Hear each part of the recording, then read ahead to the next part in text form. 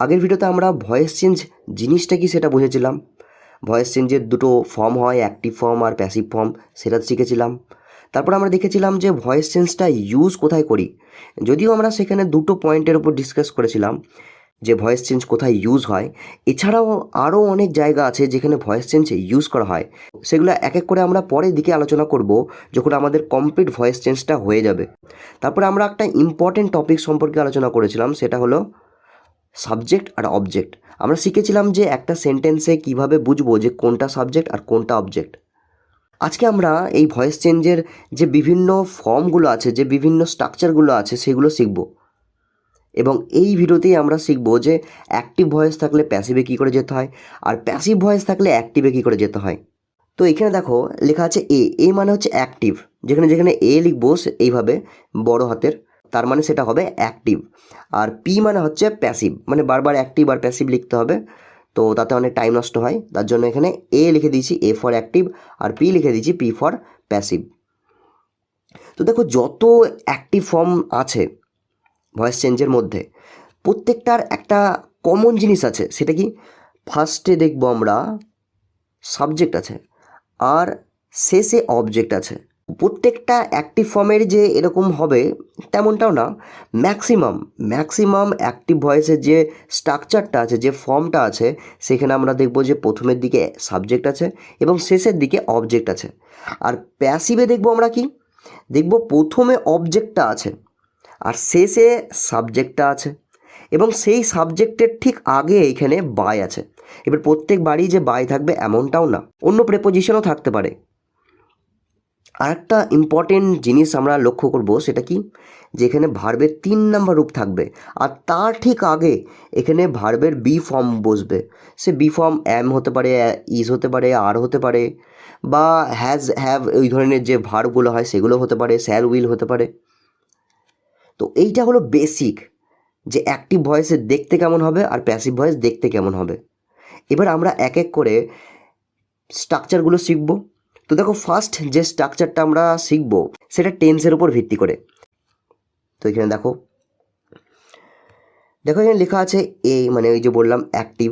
তো অ্যাক্টিভ ফর্মে কি হয়, প্রথমে সাবজেক্ট থাকে, শেষে থাকে অবজেক্ট, আর মাঝখানে থাকে ভার্ব। আর ভার্বের সাথে কখনো কখনো এস বা ইয়েস যুক্ত হতে পারে। এবার ভালো করে দেখো তো, এই ফর্ম যেটা আছে, যেটা আমি বললাম যে অ্যাক্টিভ ফর্ম, সেটা কোথায় দেখেছি? সেটা আমরা টেন্সে দেখেছি। টেন্স পড়ার সময় আমরা যখন সিম্পল প্রেজেন্টের সম্পর্কে আলোচনা করছিলাম, তখন যে স্ট্রাকচারটা শিখছিলাম সেই স্ট্রাকচারটা হচ্ছে এইটা। তো এবার বুঝতে পারছো যে আমি কেন বলেছিলাম যে ভয়েস চেঞ্জের সাথে টেন্সের একটা গভীর কানেকশন আছে। টেন্সের যতগুলো ফর্ম শিখেছি আমরা, স্ট্রাকচার শিখেছি আমরা, প্রত্যেকটাই আমরা দেখতে পাবো সেগুলো আর কিছুই না, সেগুলো ভয়েস চেঞ্জের অ্যাক্টিভের স্ট্রাকচার। যেমন আমরা এখানে সিম্পল প্রেজেন্টের সম্পর্কে আলোচনা করছি, এবং সিম্পল প্রেজেন্ট টেন্সের যে স্ট্রাকচার ছিল সেটা আমরা দেখতে পাচ্ছি সিম্পল প্রেজেন্টের যে অ্যাক্টিভ ফর্ম আছে সেইখানে। তো এইটা তো হলো অ্যাক্টিভ ফর্ম বা টেন্সের যে ফর্ম আছে সেটা। এবার প্যাসিভ ফর্ম কেমন হবে? তো দেখো এখানে লেখা আছে, এইখানে এই যে অ্যাক্টিভ ফর্মে যে অবজেক্টটা থাকবে না, সেইটা বসবে প্রথমে, আর সাবজেক্ট যেটা থাকবে প্রথমে সেইটা থাকবে শেষে, তার আগে বাই থাকবে। আর মাঝখানে এই জায়গাটায় কি থাকবে? এই জায়গাটাতে থাকবে আমাদের অ্যাম, ইজ, আর। অ্যাম, ইজ, আর এর মধ্যে যে কোনো একটা বসবে। এবার কোনটা বসাবো সেটা নির্ভর করবে কার উপর? সেটা নির্ভর করবে এই অবজেক্টের উপর। অবজেক্ট যেমন হবে তার উপর ভিত্তি করে এই অ্যাম, ইজ, আর এর মধ্যে যে কোনো একটা বসবে। 3টে বসবে না, যে কোনো একটা। তারপরে বসবে ভার্বের 3 নাম্বার রূপ, মানে এই যে এইখানে যে ভার্বটা থাকবে তারই 3 নাম্বার রূপ এইখানে বসবে। মানে এখানে যদি ডু থাকে তাহলে এখানে কি বসবে? ডান। কারণ আমরা জানি 3 নাম্বার রূপ কী হয়, যে ডু, ডিড, ডান, তার মানে ডান বসবে। একটা এক্সাম্পল নিলে জিনিসটা পুরোপুরি ক্লিয়ার হবে। দেখো এখানে লিখেছি এ মানে অ্যাক্টিভ। তো এখানে একটা এক্সাম্পল নিয়েছি যে রোহন রিডস এ বুক, মানে রোহন একটা বই পড়ে। এবার এইখানে যে উদাহরণটা আছে রোহন রিডস এ বুক, তার সাথে এইটার ম্যাচিং করো তো। দেখো এখানে কি ছিল? সাবজেক্ট, তো এইখানে আছে সাবজেক্ট। তারপর আছে ভার্ব, তো এইখানে আছে ভার্ব, এই যে রিড। বলেছিলাম এস বা ইয়েস যুক্ত হতে পারে, তো এখানে দেখো কি যুক্ত হয়েছে আমাদের, এস যুক্ত হয়েছে। এবার তুমি যদি বলো যে এখানে এস যুক্ত হলো, ইএস যুক্ত হলো না কেন, তাহলে একটু প্রবলেম হবে। কেন? কারণ তার মানে তুমি টেন্সটার সম্পর্কে এখনো ভালো করে পড়োইনি। টেন্স যখন করানো হয়েছিল তখনই বলা হয়েছিল যে এস আর ইএস কোথায় বসে। তারপরে দেখো এখানে কি আছে, অবজেক্ট আছে, আর আমাদের কাছে এখানে এ বুক অবজেক্ট আছে। এবার দেখো এখানেও আমাদেরকে আইডেন্টিফাই করা শিখতে হবে যে সাবজেক্ট কোনটা আর অবজেক্ট কোনটা, আর সাবজেক্ট কী করে বার করব, অবজেক্ট কী করে বার করব। দেখো এখানে আমি বললাম যে এ বুক অবজেক্ট, কী করে বুঝলাম, ওই যে আগের ভিডিওতে আমরা শিখেছিলাম যে ভার্বকে যদি কাকে আর কী দিয়ে প্রশ্ন করি তাহলে অবজেক্ট পাওয়া যায়। তো সেই ভিডিওটা দেখতে হবে, নাহলে এরপরে একটু এগোনো যাবে না, কারণ প্রত্যেকটা পদে পদেই আমাদেরকে সাবজেক্ট আর অবজেক্ট বার করতে হবে। তবু আমি এইখানে ফার্স্ট একবার বলে দিচ্ছি, এরপরে আর আলোচনা করব না, কারণ এটা অলরেডি একবার ডিসকাস করা হয়েছে। তো এখানে দেখো ভার্ব আছে কে, এই যে রিডস মানে পড়া, একে প্রশ্ন করো কি দিয়ে, কি পড়ে, দেখো আনসার হিসেবে কী পাচ্ছি, বই পড়ে। তো এই যে বুক যেটা হলো সেটা হলো অবজেক্ট। আর আমরা জানি যে এই রিডকেই মানে ভার্বকে যদি কে দিয়ে প্রশ্ন করি তাহলে আমরা সাবজেক্ট পাই। তাহলে একে প্রশ্ন করো কে পড়ে, দেখো আনসার হিসেবে কী পাচ্ছি, রোহান। তো তার মানে রোহান হয়ে গেল সাবজেক্ট। তো এখানে এটা হলো সাবজেক্ট আর বুকটা হয়ে গেল অবজেক্ট। এবং তার জন্যই দেখো এখানে সাবজেক্ট ছিল প্রথমে, তার জন্য রোহান বসেছে প্রথমে, কারণ রোহান হচ্ছে সাবজেক্ট। অবজেক্ট আছে শেষে, তার জন্য এখানে এ বুক বসেছে শেষে, কারণ এ বুকটা হচ্ছে অবজেক্ট। তো আমরা দেখতে পাচ্ছি যে হ্যাঁ, এইখানে যে ফর্মটা আছে, যে স্ট্রাকচারটা আছে, তার সাথে এই উদাহরণের যে স্ট্রাকচারটা আছে সেটা পুরোপুরি মিলে গেল। তো তার মানে কি, তার মানে এইটা যেটা আছে বাক্যটা সেটা আছে সিম্পল প্রেজেন্টে। এবার আমরা এটার প্যাসিভ ফর্ম করব। কিভাবে করব দেখো, এইখানে আছে অবজেক্ট, তো আমরা জানি আমাদের অবজেক্ট হচ্ছে এইটা, তো এইটাকে প্রথমে আনবো। দেখো এখানে প্রথমে এনেছি। এবার এখানে এ স্মল লেটারে ছিল, এখানে কিন্তু ক্যাপিটাল লেটারে করেছি। কেন? কারণ আমরা জানি প্রথম যে ওয়ার্ডটা হয় কোনো সেন্টেন্সের, যে প্রথম ওয়ার্ডটা হয় সেটা ক্যাপিটাল লেটারে হয়। তো এখানে ক্যাপিটাল লেটারে হলো। তারপরে দেখো এখানে আছে অ্যাম ইজারের মধ্যে একটা বসানোর কথা। তো এবার কোনটা বসাবো, আমি বলেছিলাম যে এই যে অ্যামিজা যেটা আছে এখানে সেটা বসবে অ্যাকর্ডিং টু দ্য অবজেক্ট। এই যে এইখানে যে অবজেক্ট আছে তার অনুসারে বসবে। এখানে আমরা দেখতে পাচ্ছি যে এ বুকটা হচ্ছে অবজেক্ট। এবার এ বুক আছে মানে একটা বুক আছে মানে সিঙ্গুলার, তাহলে অ্যামিজারের মধ্যে কোনটা বসবে, অবশ্যই ইজ বসবে। এবার এখানেও যদি তুমি এটা না জানো যে সিঙ্গুলার থাকলে ইজ হয় আর প্লুরাল থাকলে আর হয়, তাহলেও সমস্যা হবে। তার মানে হচ্ছে তুমি টেন্সের ওই চ্যাপ্টারগুলো ভালো করে পড়োইনি, কারণ ওখানে ডিটেলে বলা হয়েছিল যে সিঙ্গুলার থাকলে ইজ হয়, প্লুরাল থাকলে আর হয়, আর আই সিঙ্গুলার হওয়া সত্ত্বেও তারপরে কি হয়, অ্যাম হয়, এবং তার জন্য আমরা আই অ্যাম বলি। আর ইউ, ইউ মানে তুমিও একটা সিঙ্গুলার মানে এক বচন, তো সেইটা সিঙ্গুলার হওয়া সত্ত্বেও তারপরে কি হয়, আর হয়। এই দুটো ওয়ার্ড শুধু রুলস মানে না, এই যে আইটা আর ইউটা, আই সিঙ্গুলার হওয়া সত্ত্বেও অ্যাম হয়, আর ইউ সিঙ্গুলার হওয়া সত্ত্বেও আর হয়। বাদ বাকি সবাই রুলস ফলো করে। কি রুলস? এই যে সিঙ্গুলার হলে ইজ হবে আর প্লুরাল হলে আর হবে। তো এখানে এ বুক আছে মানে একটা বুক আছে, তার মানে সিঙ্গুলার, তার মানে ইজ হবে। তো এখানে ইজ হলো। বাই চান্স যদি এখানে এ বুক না থেকে বুকস থাকতো, মানে অনেক কটা বই থাকতো, তাহলে এখানে কিন্তু ইজ হতো না, আর হতো। এবার দেখো তারপরে বলা হয়েছিল V3 বসবে, মানে ভার্বের 3 নাম্বার রূপ বসবে। এবার কোন ভার্বের 3 নাম্বার রূপ বসবে? অবশ্যই এই লাইনে যেটা ভার্ব থাকবে মানে অ্যাক্টিভে যে ভার্বটা থাকবে তার 3 নম্বর রূপ বসবে। এবার অ্যাক্টিভে ভার্ব কি আছে? রিড আছে। এবার রিডের 3 নম্বর রূপ কি? আমরা জানি রেড হয়, READ, রেড। দেখো এইটা রিড না, কিন্তু এটা হচ্ছে রেড। দেখো রিড যে ভার্ব আছে তার 3টে ফর্ম আছে, সেটা কি? একটা হচ্ছে READ, এটা হচ্ছে 1 নম্বর রূপ, মানে প্রেজেন্ট ফর্ম এটা আর কি, এটা হচ্ছে রিড। পাস্ট ফর্ম কি হয়? READ, এটা কিন্তু রিড উচ্চারণ না, এইটার উচ্চারণ হচ্ছে রেড।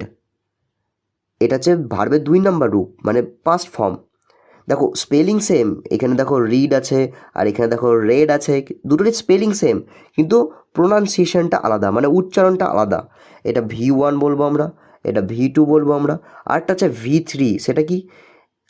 READ। এইটাও READ, কিন্তু এর উচ্চারণ কী হবে? রেড। তো দেখো READ V1 হয়, READ V2 হয়, READ V3 হয়, কিন্তু উচ্চারণগুলো আলাদা। এইটাকে আমরা বলবো রিড, এইটাকে আমরা বলবো রেড, আর এইটাকেও আমরা বলবো রেড। তো তার মানে এইখানে যে ভার্বটা আছে তার 3 নম্বর রূপটা এইখানে বসলো, যেটা হলো রেড। তারপরে দেখো কি ছিল, দেখো V3 তো বসানো হয়ে গেল। তারপর দেখো বাই ছিল, দেখো বাই বসালাম। সাবজেক্ট ছিল, এবার আমাদের সাবজেক্টকে এই যে রোহন ছিল সাবজেক্ট, তো রোহন বসলো শেষে তার জন্য। তো এইভাবে আমরা অ্যাক্টিভ থেকে প্যাসিভে ট্রান্সফার করব। এবার এক্সামে কি থাকবে, এক্সামে এরকম ধরনের উদাহরণ দেওয়া থাকবে। তোমাকে প্রথমে কি করতে হবে, আইডেন্টিফাই করতে হবে। কি আইডেন্টিফাই করতে হবে, যেটা কোন টেন্সের মধ্যে পড়ছে। এটা দেখা মাত্রই যেন মাথায় ক্লিক করা চাই যে এইটা সিম্পল প্রেজেন্টের মধ্যে পড়ছে। আর যদি ক্লিক না করে তার মানে টেন্সে যে টপিকগুলো ছিল সেখানে আরও খাটতে হবে তোমাকে। তারপরে কি, যখন আমরা আইডেন্টিফাই করে নেব যে এইটা হচ্ছে এই টেন্সের উদাহরণ, তখন তারপর আমরা কি করব, তারপর আমরা সেই স্ট্রাকচার মনে করব। এই যে এইটা একটা আর এই একটা, দুটো স্ট্রাকচার আছে। তো তো আমরা তারপরে স্ট্রাকচার মনে করব। কিসের স্ট্রাকচার মনে করব, যদি আমরা দেখি যে এইখানে যেটা আছে সেটা অ্যাক্টিভ ফর্মে আছে, অ্যাক্টিভ ফর্মে আছে, তাহলে আমরা প্যাসিভের যে স্ট্রাকচার আছে সেটা মনে করব, মানে এই ফর্মটা মনে করব। দিয়ে এই যে স্ট্রাকচার যেটা আছে সেই অনুসারে আমরা এইখানে বাক্য বানাবো, যেমনটা একটু আগে বাক্য বানালাম। আর যদি আমাদেরকে এরকম ধরনের সেন্টেন্স দিয়ে দেয়, মানে প্যাসিভ ফর্ম দিয়ে দেয়, দিয়ে আমাদেরকে যদি বলে ভয়েস চেঞ্জ করো, তার মানে বলতে চাইছে যে অ্যাক্টিভ ফর্মে বানাও, তখন তার মানে আমাদেরকে তখন এইটা বানাতে হবে, এই ফর্মটা বানাতে হবে। তো পরীক্ষাতে দুভাবে দিতে পারে, এইটা দিতে পারে, এইটা বানাতে হতে পারে, বা এইটা দিতে পারে, এইটা বানাতে হতে পারে। যাই দেখ না কেন, প্রথমে আমাদেরকে এইটা মুখস্থ রাখতে হবে, একদম মনে রাখতে হবে যে স্ট্রাকচারটা কী ছিল, এবং সেই স্ট্রাকচারটা ফলো করে আমরা বোঝার চেষ্টা করব যে এটা কোন টেন্সের মধ্যে পড়ছে, দিয়ে সেই অনুসারে করব। আর একটা এক্সাম্পল নেই, তাহলে জিনিসটা ভালো বুঝতে পারবে যে কি বলতে চাইছি। তো নেক্সট দেখো এক্সাম্পল কি আছে, এইখানে দেখো এই লাইনটার দিকে তাকাও, লিপি গিভস ফ্লাওয়ার। এইটা দেখা মাত্রই বুঝে নিতে হবে যে এটা কোন টেন্সের মধ্যে পড়ছে, কোন টেন্সের মধ্যে পড়ছে। দেখো এইখানে আছে সাবজেক্ট, সাবজেক্ট লিখে দাও। তারপরে এখানে আছে ভার্ব, তো ভার্ব লিখে দাও। শুধু এখানে ভার্ব নয়, ভার্বের সাথে ইএস যুক্ত আছে, তো তার মানে ইএস এখানে লিখে দাও। তারপরে আছে ফ্লাওয়ার, এটা কি, এটা তো অবজেক্ট। এবার দেখো অবজেক্ট চেনার যে প্রসেসটা আছে সেটা ফার্স্ট করতে হবে, সঙ্গে সঙ্গে বুঝতে হবে যে কোনটা অবজেক্ট কোনটা সাবজেক্ট। তো এইটা হচ্ছে আমাদের অবজেক্ট, তো অবজেক্ট এখানে লিখলাম। এবার দেখো তো এখানে সাবজেক্ট, তারপরে ভার্বের সাথে ইএস ফর্ম, তারপরে অবজেক্ট কোন ধরনের টেন্সের মধ্যে পড়ছে, তো দেখবে যে এইটা সিম্পল প্রেজেন্টের মধ্যে পড়ছে। তো যখনই আমরা আইডেন্টিফাই করে নিলাম যে আচ্ছা তার মানে আমাদেরকে এইটা যেটা দিয়েছে সেটা সিম্পল প্রেজেন্ট টেন্সের মধ্যে দিয়েছে, তখনই আমরা সিম্পল প্রেজেন্ট টেন্সের যে স্ট্রাকচারটা আছে কিসের, প্যাসিভের, সেই স্ট্রাকচারটা মনে করব। কি ছিল প্যাসিভের স্ট্রাকচারটা, প্রথমে ছিল অবজেক্ট, তারপরে ছিল অ্যামিজারের মধ্যে যে কোনো একটা, তারপরে ছিল ভার্বের 3 নম্বর রূপ, তারপরে ছিল বাই, তারপরে ছিল সাবজেক্ট। এই স্ট্রাকচারটা সঙ্গে সঙ্গে মনে করতে হবে এবং তারপর সেই অনুসারে প্যাসিভ ফর্মটা বানাতে হবে।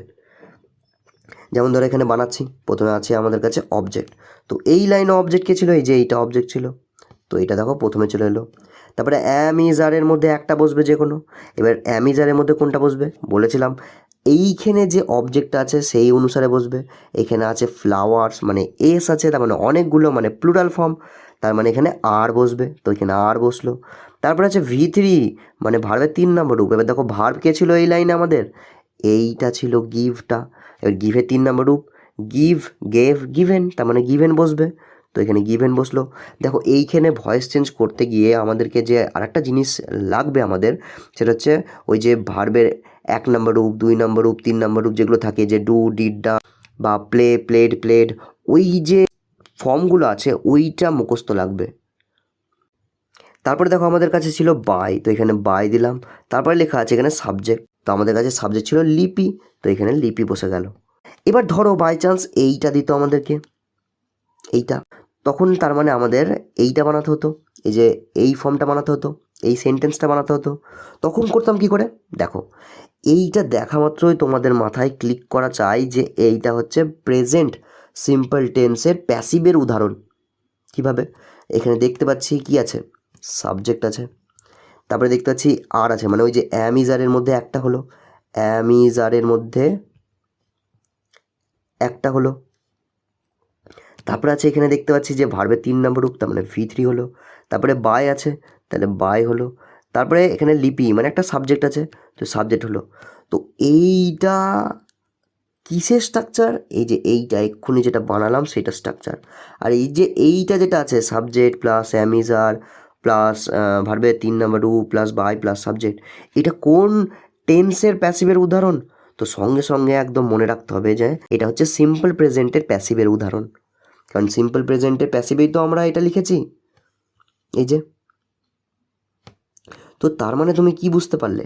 বুঝতে পারলে যে এইখানে যে উদাহরণগুলো দিবে, এই যে এইটা যেটা দিয়েছে সেটা দেখা মাত্রই আমাদেরকে মনে করতে হবে যে আচ্ছা এইটার সাথে কোন স্ট্রাকচারের মিল আছে দেখি তো। যেমন এক্ষুনি আমরা দেখলাম যে এইটার সাথে এই যে এইটার মিল আছে। তো যখন এটা দেখলাম, বুঝলাম, জানলাম, তখনই আমরা বুঝতে পেরে গেলাম যে আচ্ছা তার মানে এটা দিয়েছে আমাদেরকে সিম্পল প্রেজেন্টের প্যাসিভ ফর্ম। তার মানে আমাদেরকে বানাতে হবে অ্যাক্টিভ ফর্মটা। এবার অ্যাক্টিভ ফর্মের স্ট্রাকচার কী ছিল? প্রথমে ছিল সাবজেক্ট। তো এই লাইনে দেখলাম যে সাবজেক্ট কি আছে, এই যে লিপি আছে। তো লিপি তার মানে প্রথমে বসবে, তো এই যে বসলো লিপি। তারপরে ছিল ভার্বের 1 নম্বর রূপ, এখানে ভার্ব আছে গিভেন, তার 1 নম্বর রূপ বসবে গিভ, তো গিভ বসলো। এবার তার সাথে এস বাই এস যুক্ত হওয়ার চান্স ছিল। এবার আমরা দেখতে পাচ্ছি যে আমাদের সাবজেক্টটা 3rd পারসন সিঙ্গুলার, তো তার মানে এখানে একটা ইএস বসবে। এবার ই অলরেডি ছিল, তার জন্য একটা এস বসলো শুধু। তারপরে ছিল অবজেক্ট। অবজেক্ট হচ্ছে আমাদের এখানে কে? ফ্লাওয়ার, তো এখানে ফ্লাওয়ার বসে গেল। তো এইভাবে আমরা এই যে প্যাসিভের যে সেন্টেন্স আছে সেখান থেকে এই যে এইভাবে অ্যাক্টিভের যে সেন্টেন্স হয় সেটা বানাতে পারবো। আর এইটাই লেখা আছে এইখানে। তো আশা করছি এবার মোটামুটি একটু তাও আইডিয়া হয়েছে যে কি করতে হবে। নেক্সট আর একটা এক্সাম্পল নেব। তো এখানে দেখো, এখানে আছে হি সিংস সং। এটা দেখা মাত্রই আমার মাথাতে ক্লিক করলো, এটা প্রেজেন্ট সিম্পল টেন্সে আছে, তারপরে অ্যাক্টিভ ফর্মে। কীভাবে বুঝলাম? সাবজেক্ট আছে, ভার্বের 1 নম্বর রূপ আছে, তাহলে ভি হলো। এবার শুধু ভার্বের 1 নম্বর রূপ নয়, এস আছে, তার মানে এস বা ইএস যে যুক্ত হওয়ার কথা সেটার মধ্যে একটা যুক্ত হয়ে গেল। তারপরে আছে সং, এটা হলো অবজেক্ট, তো অবজেক্ট বসলো। এবার সাবজেক্ট প্লাস ভার্ব তার সাথে S by ES plus object, এটা কোন টেন্সের স্ট্রাকচার? এটা সিম্পল প্রেজেন্টের অ্যাক্টিভের স্ট্রাকচার। তো এইভাবে আমরা বুঝে নিব যে তার মানে আচ্ছা যে এইটা যেটা দিয়েছে সেটা আমাদেরকে সিম্পল প্রেজেন্টের অ্যাক্টিভ ফর্ম দিয়েছে। এবার বানাতে হবে প্যাসিভ। এবার প্যাসিভের স্ট্রাকচারটা মনে করো। তো প্রথমে আমাদের কাছে ছিল অবজেক্টটা, তো অবজেক্ট আছে আমাদের কাছে এখানে সং, তো সং বসলো। অ্যামিজারের মধ্যে একটা বসবে, সং এখানে আছে মানে সিঙ্গুলার আছে, তার জন্য এখানে ইজ বসলো। তারপরে ভার্বের 3 নম্বর রূপ ছিল, ভার্ব আছে এখানে সিং, তার মানে 3 নম্বর রূপ কী হবে? সিং স্যাং সাং, তার মানে সাং হবে। তারপরে ছিল বাই, বসলো বাই। তারপরে একটা ইম্পর্টেন্ট জিনিস দেখো, এখানে সাবজেক্ট ছিল হি, আমরা বসালাম হিম। কেন? দেখো আগের ভিডিওতেই বলেছিলাম যে প্রোনাউনের কিছু চেঞ্জ করতে হয় যখন আমরা অ্যাক্টিভ থেকে প্যাসিভে করি বা প্যাসিভ থেকে অ্যাক্টিভে করি। যাই করি না কেন তখন আমরা সেই প্রোনাউনের কিছু চেঞ্জ করি। তো তার মধ্যে একটা চেঞ্জ ছিল কি, যে হি থাকলে হিম করতে হবে। একইভাবে যদি হিম থাকতো তাহলে হি করতাম। তো এখানে আমাদের সাবজেক্ট হিসেবে আছে হি, তাহলে যখন এটা আমরা চেঞ্জ করব তখন আমরা করব হিম। তো এইভাবে আমরা অ্যাক্টিভ থেকে প্যাসিভে, প্যাসিভ থেকে অ্যাক্টিভে ট্রান্সফার করব। আর এটাকেই বলা হচ্ছে ভয়েস চেঞ্জ করা। এবার এখানে একটা মজার জিনিস বলি। কি মজার জিনিস? দেখো, এই যে এই এক্সাম্পলগুলোতে যখন আমরা বলছিলাম যে অবজেক্টটাকে কী করতে হয়, আগে আনতে হয়, এখানে আবার লিখেওছি এখানে যে এই যে অবজেক্ট যেটা শেষে থাকবে সেটা আগে বসবে, আর সাবজেক্ট যেটা প্রথমে থাকবে সেটা শেষে বসবে। আসলে এরকম হয় না। মানে মানে এই যে অবজেক্ট যেটা আছে শেষে, সেইটাকে যখন সামনে আনি এইখানে, তো সেটা কিসে হয়ে যায় চেঞ্জ? সাবজেক্টে চেঞ্জ হয়ে যায়। আর এইখানে যেটা সাবজেক্ট থাকে সেটাকে যখন আমরা এই শেষে আনি তখন সেটা অবজেক্টে পরিণত হয়ে যায়। তো যেহেতু এই অবজেক্টটা প্রথমে এসে সাবজেক্ট হয়ে যায়, তাহলে তো এখানে সাবজেক্ট লেখা উচিত ছিল অবজেক্ট না লিখে। আর এই সাবজেক্টটা শেষে গিয়ে অবজেক্টে পরিণত হয়ে যায়, তার মানে এই যে এই জায়গাটায় আমাদেরকে অবজেক্ট লিখতে হতো, কিন্তু আমরা তো তা করিনি। কেন করিনি? যাতে আমাদের বুঝতে সুবিধা হয়। হ্যাঁ, এইখানে যেটা অবজেক্ট থাকে সেটা এইখানে এসে সাবজেক্ট হয়ে যায়। এখানে আমাদের এস লেখাই দরকার ছিল, মানে সাবজেক্ট লেখাই দরকার ছিল, আর এখানে অবজেক্ট মানে ও লেখাই দরকার ছিল, এবং ওইটাই ঠিক হতো। কিন্তু আমরা এটা এরকম করিনি, তার কারণ হচ্ছে সুবিধার জন্য।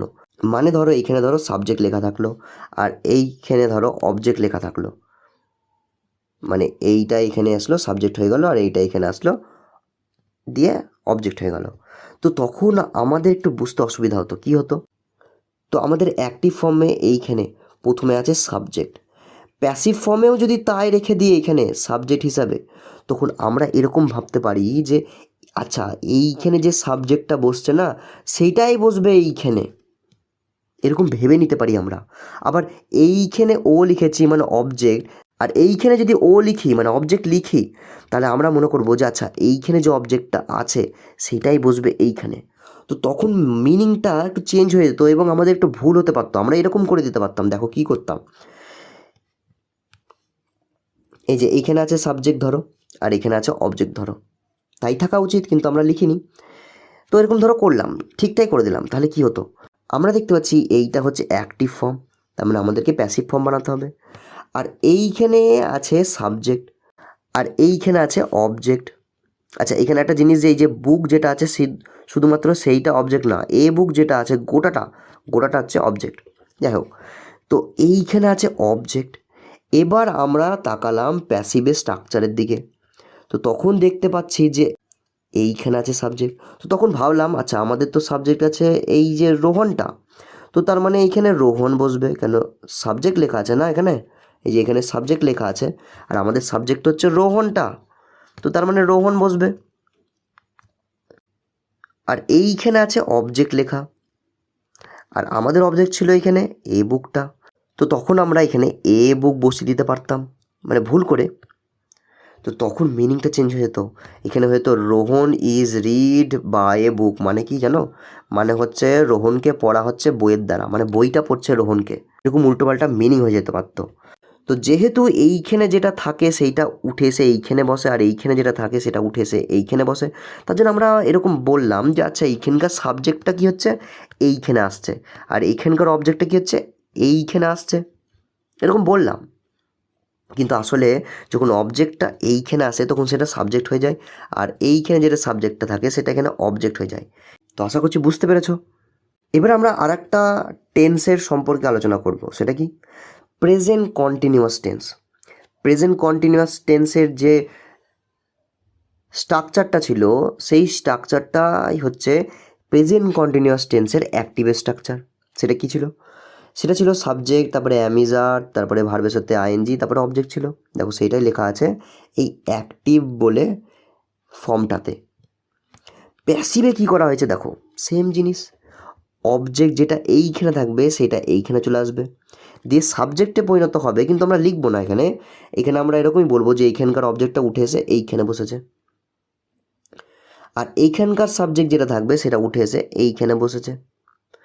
তারপরে কি থাকবে, এখানে বাই থাকবে যেমন ছিল আগেরটার মতো, তারপরে এখানে কি থাকবে, ভিতরি থাকবে যেমন ছিল আগের মতো, তারপরে এখানে অ্যামিজার ছিল, এখানেও আছে। তো দেখো এখানে চেঞ্জ কি, মানে ওই যে প্রেজেন্ট সিম্পল টেন্সের প্যাসিভে যে স্ট্রাকচারটা একটু আগেই পড়লাম তার থেকে এইটার কি পার্থক্য আছে।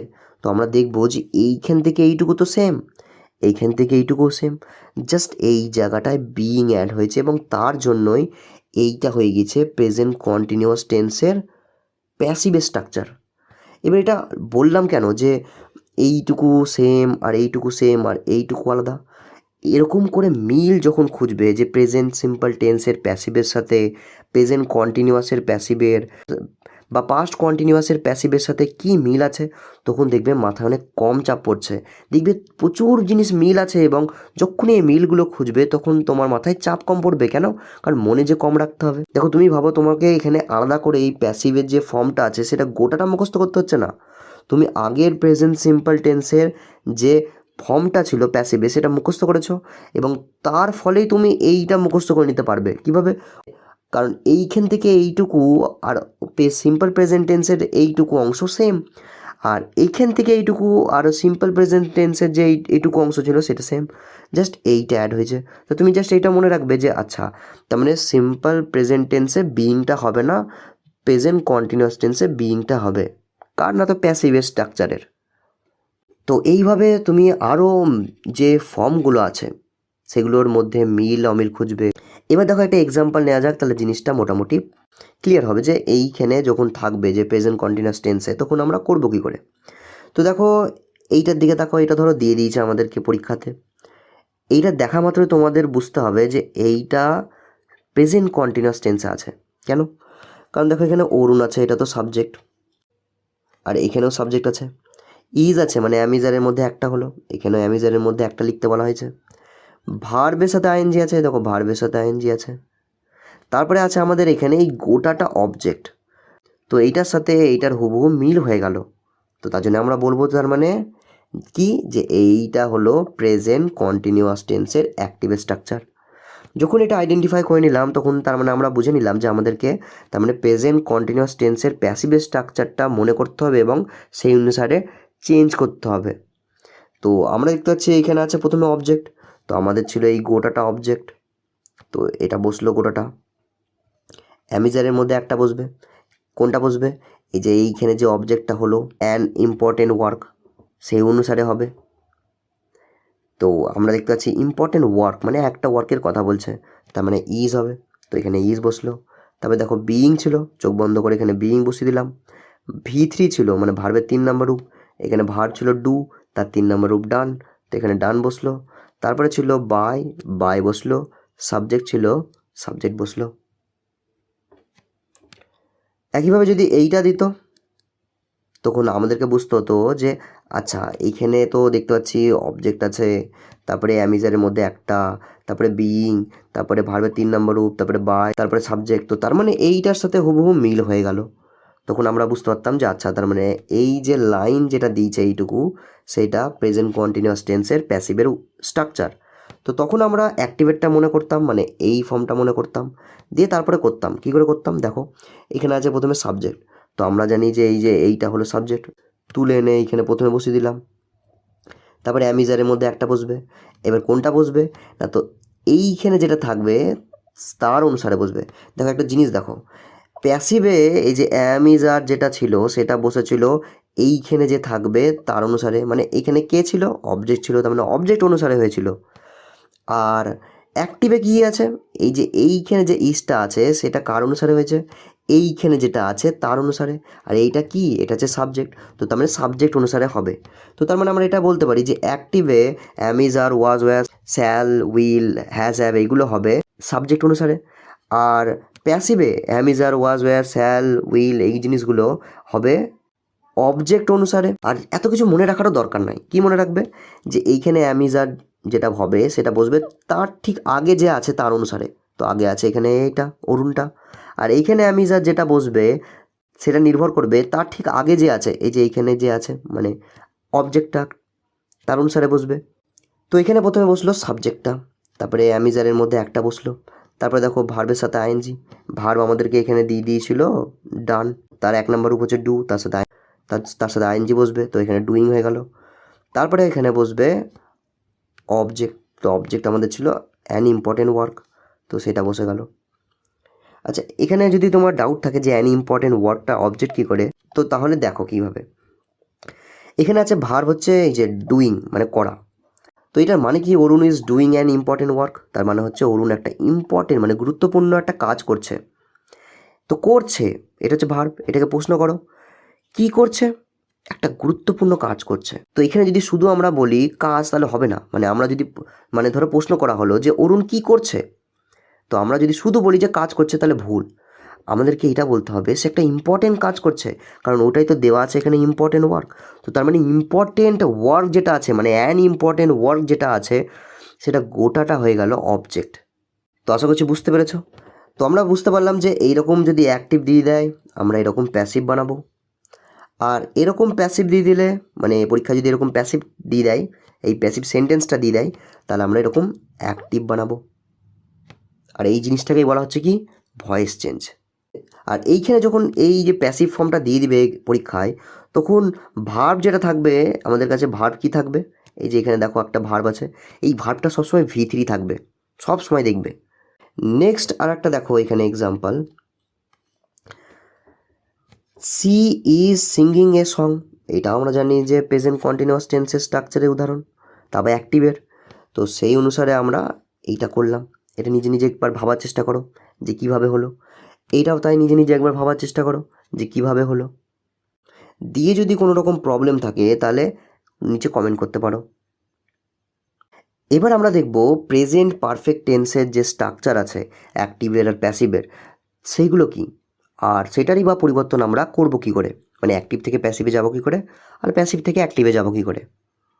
তো আমরা জানি যে প্রেজেন্ট পারফেক্ট টেন্সের যে স্ট্রাকচার আছে সেইটাই হবে প্রেজেন্ট পারফেক্ট টেন্সের অ্যাক্টিভ স্ট্রাকচার, কারণ একটু আগেই বললাম যে যত টেন্স আছে তাদের যে স্ট্রাকচার আছে সেগুলো হচ্ছে অ্যাক্টিভ স্ট্রাকচার।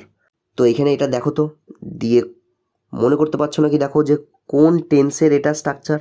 তো এখানে আমরা দেখতে পাচ্ছি সাবজেক্ট আছে, হ্যাজ হ্যাভের মধ্যে একটা বসতে বলছে, V3 আছে আর অবজেক্ট আছে, তার মানে এটা ডেফিনেটলি প্রেজেন্ট পারফেক্ট টেন্সের স্ট্রাকচার। এবারে এইটার প্যাসিভ ফর্ম কী হবে, এইটা হবে। আর এইখানেও দেখো আগের যে দুটো টেন্স সম্পর্কে আলোচনা করলাম তার যে প্যাসিভ ফর্ম ছিল সেটার সাথে মিল খাচ্ছে কিনা। দেখো এখানে অবজেক্ট আছে, ওদের অবজেক্ট ছিল কিনা, এখানে V3 তারপরে বাই তারপরে সাবজেক্ট আছে, ওদেরও তাই ছিল কিনা, জাস্ট এই জায়গাটাই চেঞ্জ হয়েছে। তো এই মিলগুলো খুঁজতে হবে। এবার দেখো আমাদেরকে একটা ধরো এখানে অ্যাক্টিভ দিয়ে দিল, এই যে এই সেন্টেন্সটা ধরো এক্সামে দিয়ে দিল, তো সেটা দেখা মাত্র এবার বুঝতে হবে যে এটা হচ্ছে প্রেজেন্ট পারফেক্ট টেন্সের অ্যাক্টিভ স্ট্রাকচার, তার মানে তার প্যাসিভ করতে হবে। প্যাসিভ স্ট্রাকচার হচ্ছে এইটা, কেননা এখানে সাবজেক্ট আছে, এখানে সাবজেক্ট, হ্যাজেবের মধ্যে একটা বসাতে বলেছে, বসেছে, V3 ছিল, V3 আছে, অবজেক্ট আছে, এখানে অবজেক্ট বসেছে, তো তার মানে হুবহু এই সাথে ম্যাচিং করে গেল, তো তার মানে এটা প্রেজেন্ট পারফেক্ট টেন্সের স্ট্রাকচার। এবার আমরা মনে করব এইটা দিয়ে সেই অনুসারে করব। তো দেখো এখানে কী আছে, প্রথমে অবজেক্ট, এই যে পেন ছিল অবজেক্ট, বসে পড়লো প্রথমে, হ্যাজেবের মধ্যে একটা বসবে, তো এখানে পেন আছে মানে একটা পেন, তো তার মানে সিঙ্গুলার, তার মানে হ্যাজ বসবে। তারপরে দেখো বিন আছে, বিন বসলো, V3 আছে, V3, বাই আছে, বাই, সাবজেক্ট আছে, সাবজেক্ট আমাদের ছিল শ্যাম, তো এখানে শ্যাম বসে গেল। আর যদি এইটা দিয়ে দিত, এরকম স্ট্রাকচার দিয়ে দিত, তাহলে আমরা এইটা করতাম। এবার এরকম স্ট্রাকচার দেওয়া মাত্রই আমাদেরকে বুঝে নিতে হবে যে এইটা প্রেজেন্ট পারফেক্ট টেন্সের প্যাসিভ স্ট্রাকচার। কেন, কারণ দেখো এখানে অবজেক্ট আছে, এই দেখো এখানে অবজেক্ট আছে, হ্যাজেবের মধ্যে একটা, এই দেখো হ্যাজেবের মধ্যে একটা, been, been, V3, V3, by, by, subject, subject, তো তার মানে এক্স্যাক্টলি সেম টু সেম এই যে স্ট্রাকচার যেটা লিখেছি তার মতো। তো তার মানে এইটা হলো প্রেজেন্ট পারফেক্ট টেন্সের প্যাসিভ স্ট্রাকচার, আমাদেরকে তার মানে বানাতে হবে অ্যাক্টিভ। এবার অ্যাক্টিভটা আমরা মনে করব, তো এইটা মনে করে নিতে হবে যে সেই অনুসারে করতে হবে। তো সেই অনুসারে একবার করে চেক করে নিই। দেখো আছে সাবজেক্ট, আমাদের সাবজেক্ট আছে এইখানে, সেটা বসলো এইখানে, হ্যাজের মধ্যে একটা বসবে, সাবজেক্ট হচ্ছে শ্যাম, একজন বোঝাচ্ছে, ওই জন্য হ্যাজ বসলো, V3 ছিল, V3 বসলো, অবজেক্ট ছিল পেন, অবজেক্ট বসলো, এই যে এখানে ছিল পেন অবজেক্টটা। তো এইভাবে আমরা করব। এবার দেখো এখানে যদি আমাদের এই স্ট্রাকচারটা মনে না থাকে এই দুটোই, তাহলে আমরা কি আইডেন্টিফাই করতে পারবো যে আমাদেরকে এক্সামে যে সেন্টেন্সটা দিয়ে দিয়েছে সেইটা কোন টেন্সের আর কোন ফর্মের উদাহরণ, মানে অ্যাক্টিভ ফর্মের উদাহরণ না প্যাসিভ ফর্মের উদাহরণ, সেটা বুঝতে পারবো না। তো তার জন্য এই যে যে স্ট্রাকচারগুলো লেখানো হচ্ছে এখানে, সেইগুলো একদম ঝরঝরা মুখস্থ রাখতে হবে। শুধু তাই নয়, যে কোনো উদাহরণ যখন দেখব, সে এরকম উদাহরণ থাকুক, এরকম থাকুক বা এরকম থাকুক, যাই থাকুক না কেন, সঙ্গে সঙ্গে যেন আমরা বুঝতে পারি যে আচ্ছা আমাদেরকে যে উদাহরণটা এখানে দিয়ে দিয়েছে সেইটা এই ধরনের বা এই ধরনের স্ট্রাকচারের সাথে মিল খাচ্ছে। এরকম জিনিসগুলো মাথায় প্রসেসিং করতে হবে, মিল খুঁজতে হবে। তো তারপর নেক্সট আর একটা এখানে এক্সাম্পল দেখো, লেখা আছে she has bought many pens. এবার দেখো এখানে কি করলাম, আমরা তো বুঝে নিলাম এটা হচ্ছে প্রেজেন্ট পারফেক্ট টেন্সের অ্যাক্টিভের উদাহরণ। তো আমরা তার মানে প্রেজেন্ট পারফেক্ট টেন্সের প্যাসিভ স্ট্রাকচার মনে করব এবং সেই অনুসারে করব।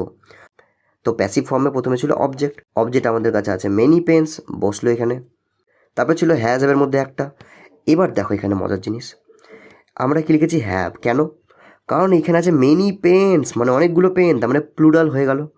তো তার জন্য আমরা এখানে কি লিখলাম হ্যাভ, কারণ আমরা জানি সিঙ্গুলার হলে হ্যাজ হয় আর প্লুরাল হলে হ্যাভ হয়। শুধুমাত্র ওই আই আর ইউ এই দুজনই মানে না, ওই দুজন সিঙ্গুলার হওয়া সত্ত্বেও তারা কি নাই, হ্যাভ নাই, তার জন্যই আমরা বলি আই হ্যাভ, ইউ হ্যাভ। তারপরে ছিল বিন, তো এখানে বিন বসলো, তারপরে ছিল V3, দেখো আমাদের কাছে এখানে বট আছে, এটাই V3, তো এখানে V3 বসলো।